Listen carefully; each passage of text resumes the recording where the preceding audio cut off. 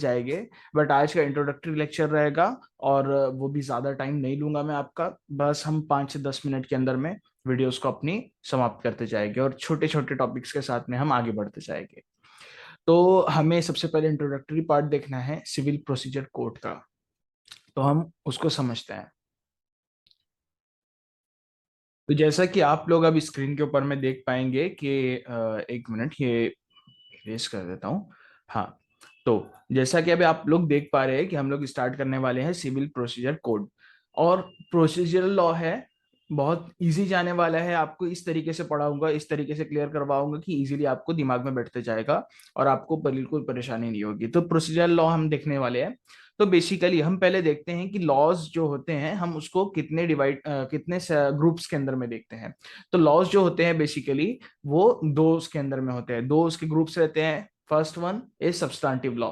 Substantive law क्या है, और उसके बाद में दूसरा आता है एडजेक्टिव और प्रोसीजरल लॉ। तो इसके बाद में सब्सटैंटिव लॉ क्या होता है। तो सब्सटैंटिव लॉ को हम देखते हुए चलते हैं। तो determine the rights and liabilities. तो हमारे पास में क्या राइट्स है, हमारे पास में क्या हमारे ऊपर में क्या लाइबिलिटीज बनती है, वो सब्सटैंटिव लॉ डिफाइन करते हैं। और हमारे राइट्स बताते हैं या हमारे लीगल ड्यूटीज बताते हैं। तो और इसके बाद में ये होता है कि एडजेक्टिव और प्रोसीजरल लॉ क्या होता है।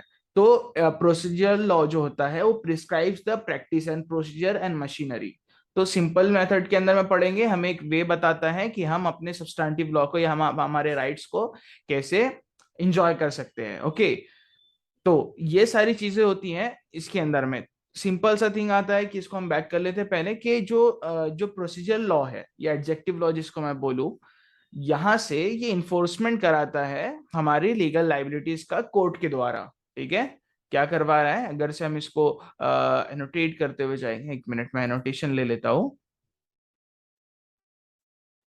तो यहाँ क्या हो रहा है, इन्फोर्समेंट हो रहा है। हाँ, तो इन्फोर्समेंट किस चीज का, मतलब किस द्वारा कैसे होता है, इसके द्वारा प्रिस्क्राइब प्रोसीजर लॉ या एडजेक्टिव लॉ होता है, वो इन्फोर्स कराता है।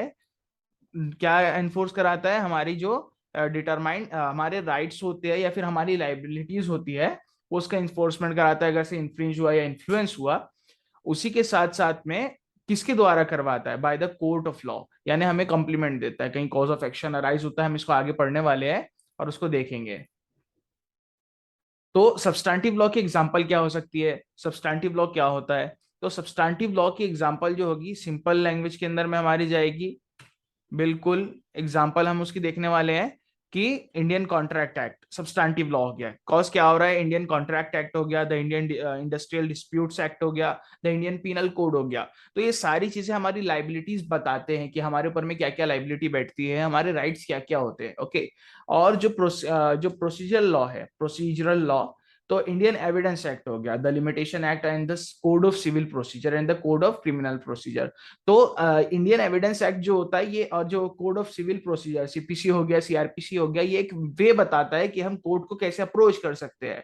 तो these are both are interdependent, कि अगर से लाइबिलिटीज हमारी है, लाइबिलिटी हमारी बन रही है, हमारा लीगल स्टेटस है, हमारी लीगल ड्यूटी है, तो उसके साथ साथ में उसका एक प्रोसीजर होना चाहिए कि अगर से वो इन्फ्रिंज हो रही है तो हम उसको कैसे ले सकते हैं, उसको कैसे इंजॉय कर सकते हैं।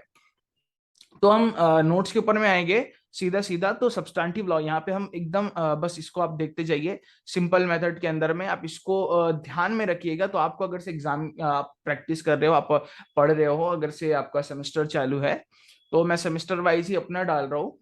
तो सेमेस्टर वाइज आप इसको देख लीजिए कि सब्सटैंटिव लॉ होता है डिफाइंस एंड क्रिएट्स और कन्फर्स सब्सटैंटिव लीगल राइट्स और लीगल स्टेटस, और to impose and define legal nature. तो यहां से हमें इसको फिलहाल कट करना होगा कि, तो लीगल नेचर को आप यहाँ पे देख लीजिए कि legal nature and extent of legal duties जो होती है। सब्सटैंटिव लॉ डिफाइन मतलब हमें समझा रहा है कि हमारा लॉ, हमारे लीगल राइट्स क्या है, लीगल स्टेटस हमारा क्या है, और बनाता भी है इसी को। कॉज क्या होता है कि वक्त के साथ साथ में जरूरतें भी बदलती हैं। तो इसके लिए हम सिर्फ यहाँ पर आकर नहीं स्टॉप हो जाते, confers the substantive legal duties और सब्सटैंटिव लीगल राइट्स। तो इसका एक नेचर भी बताता है कि लॉज का नेचर क्या होता है।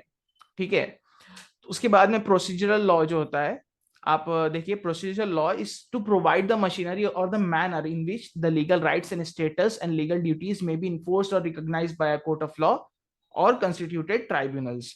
तो एक मशीनरी, एक सिस्टम जो होता है, एक मैनर होता है, the way of working of something. So legal rights जो होते हैं हमारे, या इसको हमारा अगर से कम्प्लीमेंट करना रहेगा या हमें एंजॉय करना है, हमारा इन्फ्रिंज हो गया तो हम कम्प्लीमेंट करवाएंगे, तो it may be enforced by the court of law. But उसका एक प्रोसीजर इसने बताया है, तो वो सीपीसी द्वारा किया जाता है।